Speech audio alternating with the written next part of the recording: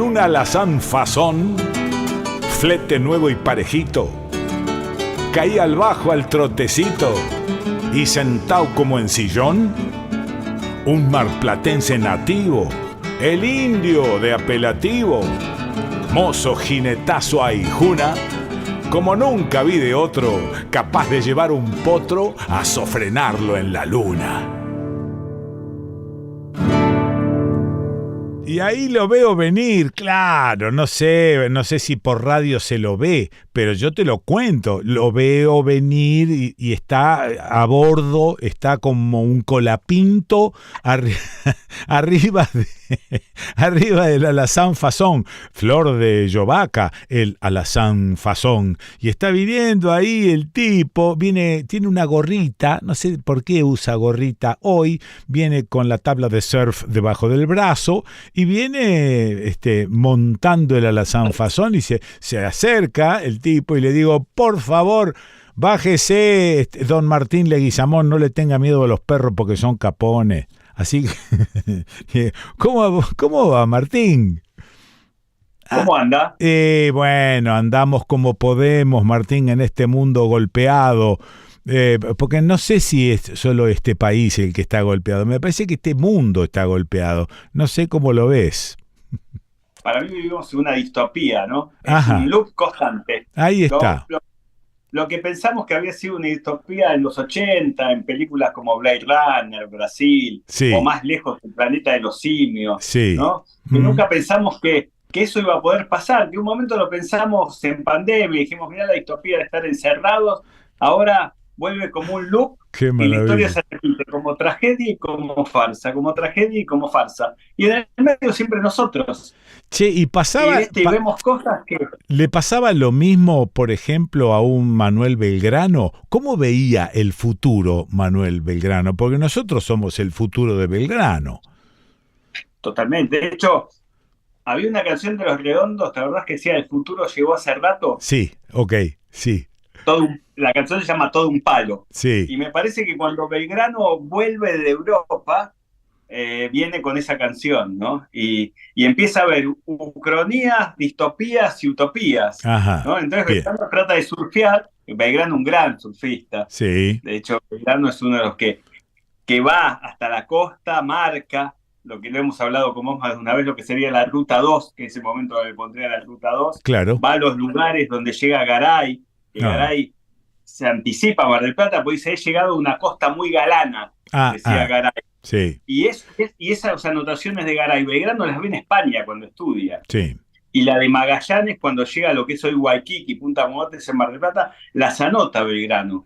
¿Por qué? Porque ella empieza a prever un futuro de una armada para pelear con los godos, ¿no? Y marca lo que sería la zona de Playa Grande, marca lo que sería la zona de Punta Mogotes y se lo guarda. Claro. Entonces, él viene con un futuro que llegó hace rato, pero cruzando el Atlántico. Sí, señor. Entonces él ve una utopía y ve una distopía y trata de entender eso para el Buenos Aires de 1807, ¿no? Segunda invasión inglesa. Y de ahí en adelante empieza a trazar lo que viene. ¿Y qué pensaría si viese hoy el resultado de toda su gestión y el resultado de todas sus luchas?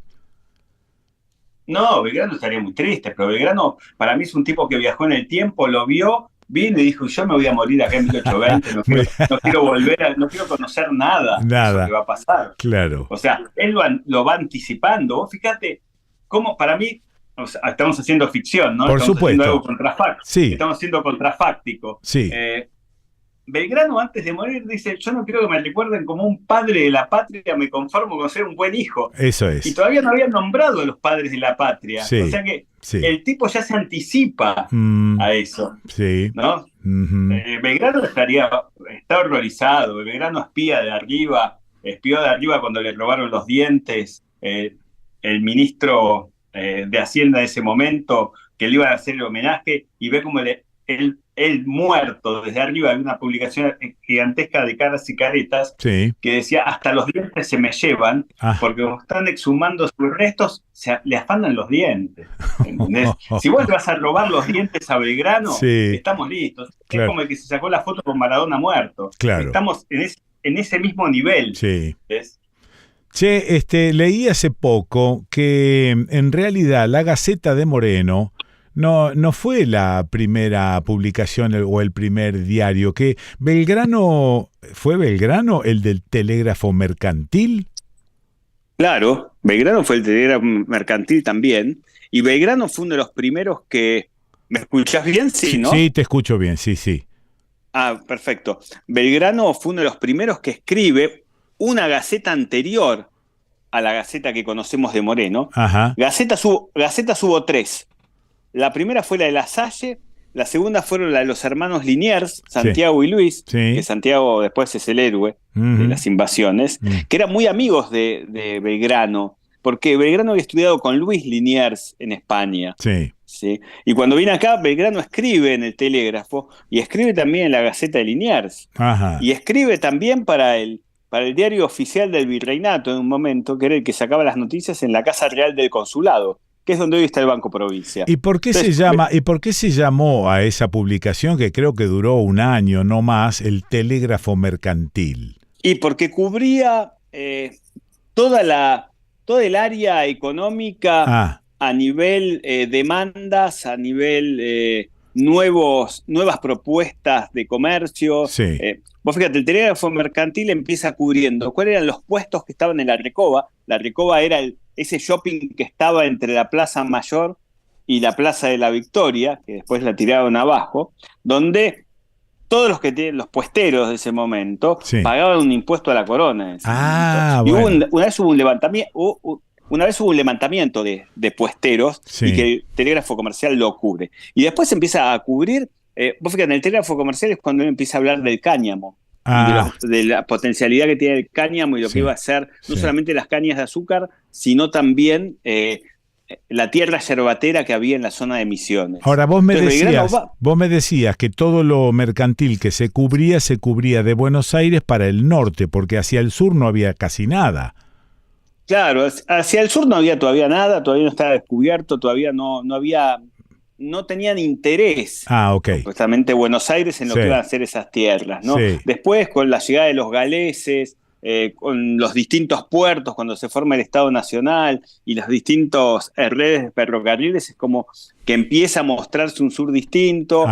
Ni hablar con la época de las campañas del desierto de Roca, también, ¿no? Se alarga. Y cuando marcan el mapa del territorio nacional. Pero para el momento del telégrafo comercial, lo que sería la editorial económica, y tenía que ver con provincias como San Juan, como Mendoza, como Córdoba, como San Luis, como Jujuy, y sobre todo Jujuy, Salta y Tucumán, que por ahí pasaba el oro y la plata. O sea, el pasaje de mulas entre el Alto Perú y el Río de la Plata, del Virreinato, era justamente ese norte, ¿no? Por eso Belgrano en un momento decide hacer el éxodo jujeño y no dejarle nada a los godos y arrasar con Jujuy. Y ya a esa altura del campeonato ya existía el Rosario contrabandista. La ciudad ya se sabía que tenía túneles y las famosas familias que contrabandeaban. ¿Pero qué contrabandeaban? Oro, plata, capas tipo las de Batman, porque no todo el mundo podía tener capas, licores, armas, había libros de contrabando. O sea, a Buenos Aires llegaban libros de contrabando. Qué bueno. O sea, ¿cómo llega el contrato social o el príncipe de Maquiavelo para que los revolucionarios lo lean? Los españoles no iban a querer que lleguen eso. Claro. Entonces había determinado contrabando de textos también. Ahí está, mira qué bien.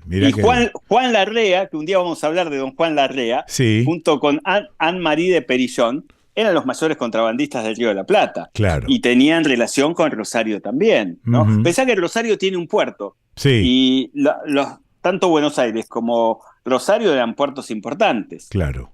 Bueno, o sea que parte de la cultura de la que nosotros nos nutrimos años posteriores fue producto del contrabando literario, digamos. Pero claro, obvio, libros prohibidos. Libros prohibidos, capas, vestimentas, armas, licores, vinos. O sea, claro, la revolución se hace con un contrabando de armas muy fuerte que trae la Larrea, que va a financiar Beruti también, Álzaga antes que lo maten también. Entonces, todo eso llegaba sin impuestos. Había que contrabandearlo. Claro, ¿y eso venía de dónde? Entonces, ¿De Inglaterra? ¿Eso venía de Inglaterra, de Francia? De Inglaterra, Francia, Italia. Claro. ¿Sí? Pensá que hay un montón de piratas que llegan dando vueltas, Ajá, ¿no? sí. Vos fijate que es la época de los piratas ingleses, de Lafitte, de Drake, Ahí que está. veíamos en las películas de Sí. Domingos de Superacción, Sí. en Canal 11, no Telefe, Canal 11, Sí, dale. que aparecía Sir Francis Drake, Sí, señor. David Niven haciendo de pirata, Claro, Errol Flynn. claro. Bueno, esa es esa época. Ajá. Y, Estamos hablando del siglo XIX. El Claro. pirata de la reina que se sentaba en la alfombra roja como el Ratín en el Mundial 66. Ahí Es está. exactamente lo mismo. Ahí está. De ahí la frase robo para la corona, ¿no? Pero claro, robo para la corona, y esa corona bancaba esos corsarios. Claro. Y tenías licencia de corsario. Ahí Porque vos está. estabas robando para Isabel, estabas robando para Luis o estabas robando para Fernando. Ahí está. Nada Sí. más que cuando los agarraban era como misión imposible.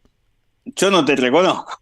No, claro, ¿Entendés? claro. Sir Francis Drake, Ujú. vos sos un pirata, yo Sí. soy la reina, no tengo nada que ver con vos. Pero lo que más me llama la atención, bueno, puedo suponer el resto de cosas de contrabando, lo que más me llama la atención son los libros que entraban con otras ideas que los españoles no querían traer. Claro, pero eso es lo más lindo, porque vos fíjate cómo llega el contrato social de Rousseau Claro. para que Morón y Guadalupe Cuenca lo traducen. Claro. No llega por un puerto español, pues si no, la censura Sí, de, sí, de sí. la aduana española dice, esto no nos sirve. Seguro. O cómo llega el príncipe de Maquiavelo. Ajá. ¿Sí? Un libro netamente renacentista que dice prácticamente que el Estado soy yo. Ajá. Y que tenés propósitos y medios. Mm. O cómo empiezan a llegar viejos textos de Locke, de Hobbes, o lo que van a hacer después más adelante las poesías de Byron. Por eso empiezan también la literatura prohibida. Claro. ¿Sí? Ni hablar la literatura sensual y erótica que también llegaba y que era Sí, netamente vedada, no estaba bien vista. Con lo cual, el epíteto contrabandista en realidad es una especie de héroe de la resistencia. Es una gran definición. Claro. Son héroes de la resistencia. Claro. Vos fíjate, Mariquita Sánchez de Johnson decía, me llegó tal libro y vamos a leerlo en la tertulia. Ahí está. Pero en tertulias privadas. Seguro. Y las damas, y como decía Charla, y las damas suspiraban. ¿Sí? ¿Por qué suspiraban? Porque era algo que no iba a salir ni en el Telégrafo, ni en la Gaceta, ni en lo que sería el Arlequín, que era un diario español. O sea, empezaba a llegar ese tipo de literatura, letras prohibidas, el Marqués de Sade, por ejemplo, o las historias de Casanova, o las historias de Laclos, que son las cartas de las relaciones prohibidas. Es parte de ese siglo XIX también. O sea que nuestra génesis es el contrabando.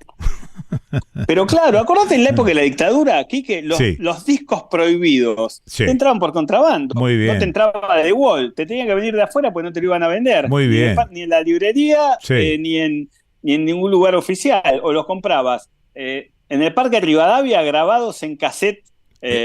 Copiados. Grabaciones copiadas.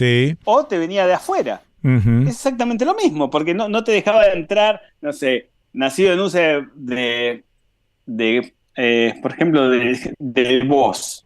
O no te dejaba entrar, que es del mismo año, del 82, de Wall. O Help de los Beatles estaba prohibido. Claro. Entonces venían de afuera. Claro. Me trajeron el libro de afuera, discos de afuera, que te venían con el nylon. ¿Sí?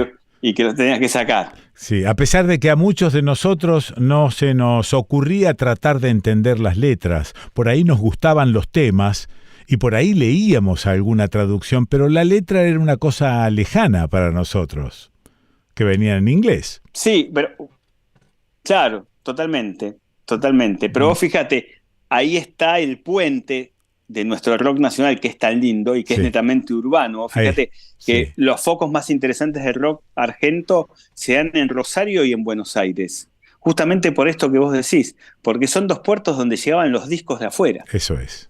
Entonces la generación de Nevia, la generación de Páez, la generación de Baglietto, en Rosario, las trovas rosarinas, o las generaciones en Buenos Aires como Mestre, como Charlie, como Spinetta, consumían esos discos y de esos discos sacaban las letras nuestras donde buscaban encontrar un espacio en común. Muy bien. ¿Qué es lo mismo que hacía Mariano Moreno, que es lo mismo que hacía Vicente López y Planes y que es lo mismo que hacía Manuel Belgrano? Claro. Eran rockstar de esa época y escribían con la sensibilidad de rocks perdidos de 20 años. ¿sí? Ahora, todo docente de historia, por ejemplo, ¿hace la misma costura que haces vos? Yo no he escuchado muchas de esas costuras históricas hasta llegar, por ejemplo, hasta nuestros días. No he escuchado mucho de eso. Casi siempre se toman cachitos de la historia aislados y parecería ser que están como fuera de un contexto también. Claro, son como nichos. Como nichos muy bien. Puestos. Sí. Vos fíjate, son nichos puestos que Mitre los bautiza con un nombre que detesto, que son efemérides. Entonces explicás en efemérides. Claro. Entonces al explicar en efemérides, te queda perdido el café de Vicente López y Planes cuando conoce a Lucía Merlo. Ajá. Que se los presenta Blas Parera y ahí forman un power trio. Entonces, vos a los historiadores puristas le decís eso y te matan. Claro. Porque no se animan. Claro. No se animan. Sí. No se anima a la luz prendida, como decía. Qué maravilla. Como decía Diego Bonadeo. Sí. Y esto, de alguna manera, expresado a través de un docente como vos, ¿tiene un eco distinto en el estudiante? ¿Te escuchan de otra manera? Porque la sensación que tengo es que se te escucha de otra manera cuando haces esas relaciones hasta nuestros días en este ir y venir. Sí, te abre, por ejemplo, el martes de la semana pasada, justamente expliqué este periodo, siglo XIX, a un curso de periodismo. Sí. Y te abren los ojos. Claro. Te abren los ojos. Sí. Dice, nunca lo habíamos visto de esta manera. Bueno, ¿cuántos años tienen? 22. Tenían la misma edad que ustedes. No son un busto con pupilas de pescado que hace ruido. Muy bien. Les pasaban las mismas cosas que ustedes, se enamoraban, tenían novios, tenían novias, se animaban a más, escuchaban rock and roll del momento y hacían la revolución. Qué maravilla. Y cuando lo bajás de esa manera, se dan cuenta que son humanos. Ajá. Que son personas, sí. ¿Entendés? Que no es el libro de Ibáñez, el maldito libro de Ibáñez, que de primero a quinto año lo daba Ibáñez, que era profesor de literatura, ni historiador era. Ni historiador, sí. Ni historiador. Sí, pero entonces ahí se animan más. Claro, porque Ibáñez seguía una especie de línea mitrista para contar. Claro. Totalmente. Vos decís efemérides, esto es para mí es central, es una develación, la historia a través de efemérides. Efemérides, totalmente. Sí. Te dice, eso hace que la historia sea estática. 1810, 1816, 1819. Abrir el juego, hay un martes en 1810. Eso. ¿Qué pasaba el martes a la tarde? Como te dije hoy, ¿por qué se querían poner las capas? Porque había tendencia, había moda. Claro, ¿entendés? Claro. Hubo moda desde los cavernícolas hasta ahora, siempre hubo moda. Sí. Los cavernícolas usaban una piel blanca, una piel distinta y la marcaban de acuerdo lo huemoso o huemosa que era la mujer. Y en el siglo XIX también. Claro. Belgrano se ponía un saco verde y rompía con los colores de otro. ¿Por qué se te ponía un saco verde? ¿O por qué se hizo pintar su primer selfie en Londres, que lo hablamos con vos cuando hicimos esa maratón de Belgrano? Sí. El tipo se trajo el cuadro de Londres. Sí. ¿Por qué lo trajo? Porque también le gustaba, porque era coqueto. Claro, ¿entendés? Así como vos te ponés tus tiradores y yo me pongo un suéter o una remera que diga de que somos coquetos. Qué lindo. Y eso existió siempre. Ajá, ¿entendés? Bueno. Eso existió siempre. Y no darle a la historia o no permitir que San Martín, que Remedios o que la misma María Antonieta pueda tener All Star rosas, es no darle vida. Claro. No hacerlos de carne y hueso. No hacerlos de carne y hueso. Correcto. ¿Entendés? Sí. No hacerlos de carne y hueso. Porque la historia de alguna manera trató de deshumanizar para aislar, para que no se parezcan a nadie. Exacto. Que sean próceres, hombres de bronce. Qué maravilla. ¿entendés? Qué maravilla. Pasa por ahí, que no se emocionen, que no escuchen rock and roll. Martín Leguizamón, bueno, gracias. Gracias como siempre. No, gracias a usted. Un gustazo. Es un placer, disfruto estas charlas. Charlar con vos y escuchar estas develaciones. La historia está contada a través de las efemérides, así que hay que salirse de ahí. Totalmente. Escapemos de las efemérides. Bueno. Es como cuando el cura en la misa te decía, carta de los romanos hasta... ¿Quiénes son los romanos? Claro. Dame 2 nombres. Decime quién escribió. Decime quién le escribió, ¿entendés? A los corintios. ¿Quiénes son los corintios? Claro. Dame 3 nombres: Pedro, María y Juan. Ah, bueno, listo. Ya está. Le escribió esto. Es así. Bueno, subite a la Alazán Fasón que te voy a despedir. Ahí está, el tipo se está subiendo a la Alazán Fasón por la izquierda, como corresponde y como ya sabe desde hace mucho tiempo. Al caballo se sube por la izquierda. Bueno, gracias, Martín. Abrazo grande. Ahí se está yendo. Nos vemos. Tipo. Gracias, Martín. Bueno, y se va despacito y veo de qué manera se va perdiendo allí en esa lomita. Después se va cortando como de atajo hasta que queda el chamberguito nomás. Estuvo con nosotros Martín Leguizamón. Palos, patos. Qué bonito lo de hoy. Martín Leguizamón. ¿Y dónde lo escuchaste a Martín Leguizamón? Y lo escuchaste en El Desconcierto.